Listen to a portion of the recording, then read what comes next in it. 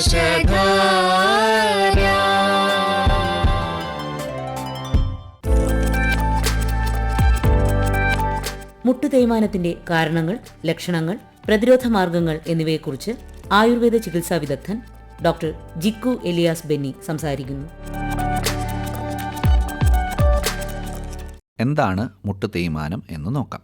കാലുകളിൽ മുകളിലുള്ള തുടയെല്ല് അഥവാ ഫീമർ, താഴെയുള്ള ജംഗാസ്ഥി അഥവാ ടിബിയ എന്നീ രണ്ടസ്ഥികൾ ചേരുന്ന സന്ധിയിലെ തരുണാസ്ഥി അഥവാ കാട്ടിലേജിന് നിരന്തര ഉപയോഗം കൊണ്ടുണ്ടാകുന്ന ജീർണതയെ മുട്ടുതേയ്മാനം എന്ന് വിശേഷിപ്പിക്കാം. കൂടുതലും പ്രായമായവരിലാണ് ഈ അസുഖം കണ്ടുവരുന്നത്.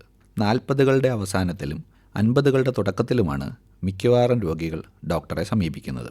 70% രോഗികളും 55 വയസ്സിന് മുകളിലുള്ളവർ ആയിരിക്കും. ചിലരിൽ പരിക്കുപറ്റി ലിഗമെന്റ് അഥവാ രണ്ടസ്ഥികളെ തമ്മിൽ ബന്ധിപ്പിക്കുന്ന ഞരമ്പ് പൊട്ടിപ്പോയിട്ടുണ്ടെങ്കിൽ ആദ്യത്തെ ഘട്ടത്തിൽ കൃത്യമായ ചികിത്സ ചെയ്യാതിരുന്നാൽ ചെറിയ പ്രായത്തിൽ തന്നെ തേയ്മാനം വരുമെന്ന് അറിഞ്ഞിരിക്കണം. എന്തൊക്കെയാണ് മുട്ടുതേയ്മാനത്തിൻ്റെ ലക്ഷണങ്ങളെന്ന് പരിശോധിക്കാം. വേദന, നീര്, പിടുത്തം അഥവാ സന്ധി പൂർണ്ണമായി വഴങ്ങാതിരിക്കുക, മുട്ട് അനക്കുന്നതിനുള്ള ബുദ്ധിമുട്ട് തുടങ്ങിയവയാണ് പ്രാഥമിക ലക്ഷണങ്ങൾ. ആദ്യഘട്ടത്തിൽ പടികൾ കയറുമ്പോഴും ഇറങ്ങുമ്പോഴും ചെരിവുള്ള പ്രതലങ്ങളിൽ നടക്കുമ്പോഴുമാണ് ബുദ്ധിമുട്ട് അനുഭവപ്പെടുക. കുന്തക്കാലിൽ അഥവാ സ്ക്വാട്ടിംഗ് പൊസിഷനിൽ ഇരിക്കാൻ ആദ്യഘട്ടത്തിൽ തന്നെ ബുദ്ധിമുട്ടുണ്ടാകും. എവിടെയെങ്കിലും കുറച്ചു സമയം ഇരുന്നാൽ എഴുന്നേറ്റ് നടന്നു തുടങ്ങാനുള്ള ബുദ്ധിമുട്ട്, രാവിലെ എഴുന്നേൽക്കുമ്പോൾ സന്ധി ആദ്യം അനക്കുന്നതിനുള്ള ബുദ്ധിമുട്ട് തുടങ്ങിയവ പിന്നീട് വരും. അടുത്ത ഘട്ടത്തിലേക്ക് വരുമ്പോൾ പരന്ന പ്രതലത്തിൽ തന്നെ നിൽക്കുമ്പോഴും നടക്കുമ്പോഴും വേദന അനുഭവപ്പെടാൻ തുടങ്ങും. ആദ്യം ഒരു കാലിലാവും വേദന തുടങ്ങുക. സ്വാഭാവികമായും വേദനയില്ലാത്ത കാലിലായിരിക്കും കൂടുതലും ഭാരം താങ്ങുന്നത്. തത്ഫലമായി വേദനയുള്ള കാലിൻ്റെ പേശികൾ ശോഷിക്കുകയും തേയ്മാനം കൂടുകയും ചെയ്യുന്നു. അതേപോലെ തന്നെ കൂടുതൽ ഭാരം താങ്ങുന്ന കാൽമുട്ടിനും സമീപഭാവിയിൽ തന്നെ വേദന തുടങ്ങുകയും ചെയ്യുന്നു. എന്തുകൊണ്ടാണ് മുട്ടുതേയ്മാനം ശ്രദ്ധിക്കേണ്ട അസുഖമായി മാറുന്നത്? തേയ്മാനമാണ് സന്ധികളെ ബാധിക്കുന്ന ഏറ്റവും പ്രധാനപ്പെട്ട അസുഖം. അതിൽ തന്നെ കാൽമുട്ടിനാണ് ഏറ്റവും അധികം തേയ്മാനം വരുന്നത്. 30 വർഷം മുമ്പുള്ളതിനെ അപേക്ഷിച്ച് അസുഖമുള്ളവരുടെ എണ്ണം 10 മടങ്ങ് വർദ്ധിക്കുന്നു എന്നുള്ള കണക്ക് ശ്രദ്ധേയമാണ്. 55 വയസ്സിന് മുകളിലുള്ള 70% വരുന്ന രോഗികളിൽ 60% സ്ത്രീകളാണ്. അമിതവണ്ണവും ഈ അസുഖത്തിൻ്റെ ഒരു പ്രധാനപ്പെട്ട കാരണമാണ്. പ്രായം കൂടുന്നതിനനുസരിച്ച് അസുഖത്തിൻ്റെ തീവ്രതയും കൂടി വരുന്നു എന്നുള്ളതും എടുത്തു പറയേണ്ട കാര്യമാണ്. എങ്ങനെയാണ് മുട്ടുതേയ്മാനത്തെ പ്രതിരോധിക്കാൻ സാധിക്കുന്നത്? മുട്ടുതേയ്മാനത്തെ പ്രതിരോധിക്കാൻ 40 വയസ്സിന് മുമ്പ് മുതൽ ശ്രദ്ധ വയ്ക്കണം. വിശപ്പിനനുസരിച്ച് പോഷകസമൃദ്ധമായ ആഹാരം ശീലിക്കുക എന്നുള്ളത് പ്രധാനപ്പെട്ട ഒരു കാര്യമാണ്. പ്രായത്തിനനുസരിച്ച് ചെയ്യാൻ പറ്റുന്ന പേശികൾക്ക് ബലം നൽകാനുള്ള വ്യായാമം ശീലിക്കുക എന്നുള്ളത് രണ്ടാമത്തെ കാര്യമാണ്. അമിതവണ്ണം വരാതെ ശ്രദ്ധിക്കുക എന്നുള്ളതാണ് മൂന്നാമത്തെ കാര്യം. പ്രായത്തിനനുസരിച്ചുള്ള ശാരീരിക വ്യായാമങ്ങളിൽ ഏർപ്പെട്ട് ജീവിത നിലവാരം നിലനിർത്തുക എന്നുള്ളതും പ്രധാനപ്പെട്ട കാര്യമാണ്. ഇത്തരത്തിൽ ശ്രദ്ധിച്ചാൽ 70 വയസ്സിന് ശേഷവും ജീവിത നിലവാരം നിലനിർത്തി പ്രായത്തിനനുസരിച്ചുള്ള കാര്യങ്ങൾ തുടർന്നു പോകാൻ സാധിക്കും.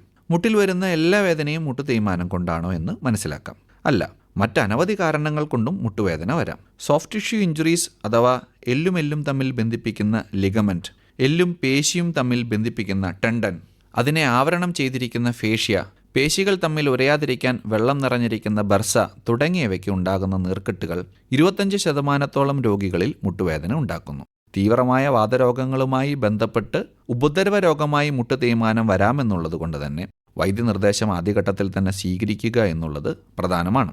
എപ്പോഴാണ് ഡോക്ടറെ സമീപിക്കേണ്ടത് എന്ന് നോക്കാം. ഒരു വീട് കത്തുമ്പോൾ ഏറ്റവും പെട്ടെന്ന് തീ അണയ്ക്കുന്നതാണ് നല്ലത് എന്നതുപോലെ തന്നെ വേദന തുടങ്ങി ആദ്യഘട്ടത്തിൽ തന്നെ ഡോക്ടറെ സമീപിക്കുകയാണെങ്കിൽ പ്രായം കൂടുന്നതിനനുസരിച്ച് അസുഖം മുന്നോട്ടു പോകുന്നതിനെ തടയാൻ സാധിക്കും.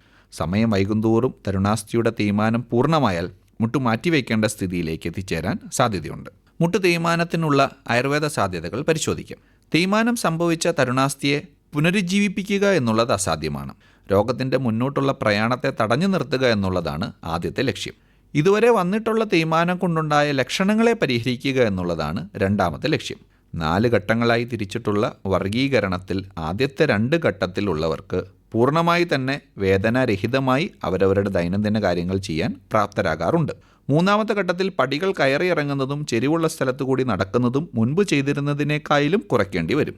4ാമത്തെ ഘട്ടത്തിലുള്ള അവസ്ഥയിൽ രോഗിയുടെ ഇപ്പോഴത്തെ ആരോഗ്യം, മറ്റു രോഗാവസ്ഥകൾ, എന്തൊക്കെ കാര്യങ്ങളാണ് തുടർന്ന് ചെയ്യേണ്ടത്, ചികിത്സയും വ്യായാമവും തുടരാൻ രോഗിക്ക് സാധ്യമാണോ തുടങ്ങിയ കാര്യങ്ങളെ ആശ്രയിച്ചാണ് ആയുർവേദ ചികിത്സ ചെയ്യണമോ അതെയോ മുട്ടുമാറ്റിവയ്ക്കൽ ശസ്ത്രക്രിയ ചെയ്യണമോ എന്ന് നിശ്ചയിക്കുന്നത്. പുറമെ എണ്ണയിട്ട് ഒഴിയുന്നത് മുട്ടു തേയ്മാനത്തിൽ ഫലപ്രദമാണോ എന്ന് നോക്കാം. അല്ല, സ്ഥിരമായി എല്ലാ ദിവസവും എണ്ണയിട്ടൊഴിയുന്നത് താൽക്കാലികമായി വേദനാശമനം ഉണ്ടാക്കുമെങ്കിലും രോഗതീവ്രത അടുത്ത ഘട്ടത്തിലേക്ക് വേഗത്തിൽ തന്നെ കടക്കാൻ ഇടയാക്കും. പുറമേയുള്ള കാര്യങ്ങളെക്കാളും വൈദ്യനിർദ്ദേശപ്രകാരം ഉള്ളിൽ കഴിക്കുന്ന മരുന്നുകളാണ് ദീർഘനാളത്തേക്ക് കൂടുതലും ഫലപ്രദമാവുക. മുട്ടുവേദനയുള്ള ആളുകൾ എന്തൊക്കെ വ്യായാമങ്ങളിൽ ഏർപ്പെടാം? ഓരോ രോഗിയുടെയും നിലവിലുള്ള രോഗാവസ്ഥയെ ആശ്രയിച്ചു മാത്രമാണ് വ്യായാമം നിശ്ചയിക്കാൻ പറ്റൂ. മരുന്നിനും മരുന്നല്ലാതെ ശ്രദ്ധിക്കേണ്ട ജീവിതശൈലി ക്രമീകരണത്തിനും തുല്യമായ പ്രാധാന്യം വ്യായാമത്തിനും ഉണ്ട്. പക്ഷേ അത് ഓരോ ആളുകൾക്കും വ്യത്യസ്തമായിരിക്കും. ഓരോ ഘട്ടങ്ങളായി വേണം വ്യായാമം ശീലിക്കാനും. വ്യായാമം കൂടിയാലും വേദന കൂടും. വ്യായാമം ചെയ്യാതിരുന്നാലും മരുന്നുകൊണ്ടുണ്ടായ വേദനക്കുറവ് നിലനിൽക്കാതെ വരും. അതുകൊണ്ട് തന്നെ കൃത്യമായ അളവിൽ അവരവർക്ക് വേണ്ട വ്യായാമം വൈദ്യനിർദ്ദേശപ്രകാരം മാത്രം ശീലിക്കുക എന്നുള്ളത് പ്രധാനമാണ്. മുട്ടിന് ഉറയിടുന്നത് തേയ്മാനമുള്ളവരിൽ നല്ലതാണോ? അല്ല. വളരെ അത്യാവശ്യമുള്ള ഘട്ടത്തിൽ മാത്രം ഉപയോഗിക്കാനുള്ളതാണ് മുട്ടിനുള്ള ഉറ. അത് സ്ഥിരമായി ഉപയോഗിച്ചാൽ മുട്ടിൻ്റെ പേശികളുടെ ബലം കുറയുകയും ഉടൻ തന്നെ തേയ്മാനം അടുത്ത ഘട്ടത്തിലേക്ക് കടക്കുകയും ചെയ്യും. ഉപയോഗിക്കുമ്പോൾ നല്ലതാണെന്ന് തോന്നുമെങ്കിലും ദൂരവ്യാപകമായി പ്രശ്നങ്ങൾ ഉണ്ടാക്കുകയാണ് സ്ഥിരമായിട്ടുള്ള ഉറയുടെ ഉപയോഗം കൊണ്ട് സംഭവിക്കുന്നത്. എന്തൊക്കെ കാര്യങ്ങൾ ശീലിക്കുന്നതും ഒഴിവാക്കുന്നതും മുട്ട് തേയ്മാനമുള്ള ആളുകളിൽ നല്ലതാണ്? പോഷകസമൃദ്ധമായ ആഹാരം ശീലിക്കുന്നതും ആവശ്യത്തിന് വെള്ളം കുടിക്കുന്നതും ചെയ്യാൻ പറ്റുന്ന മിതമായ വ്യായാമങ്ങളിൽ ഏർപ്പെടുന്നതും നല്ല ശീലങ്ങളാണ്. അമിതവണ്ണം ഉണ്ടാക്കുന്ന ആഹാരപദാർത്ഥങ്ങൾ ഒഴിവാക്കുകയും ആവശ്യത്തിന് വിശ്രമം ഉറപ്പാക്കുകയും വേണം. ചെരിവുള്ള സ്ഥലത്തും പടികൾ കയറിയിറങ്ങി നടക്കുന്നതും ശ്രമകരമായ കാര്യങ്ങൾ തുടർച്ചയായി ചെയ്യുന്നതും ഒഴിവാക്കേണ്ട കാര്യങ്ങളാണ്.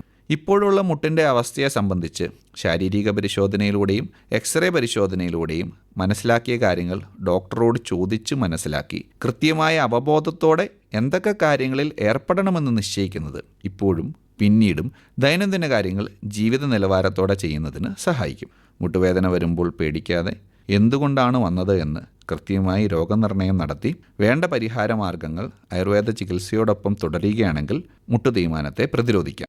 ആരോഗ്യത്തോടെ മുന്നോട്ട് നീങ്ങാം.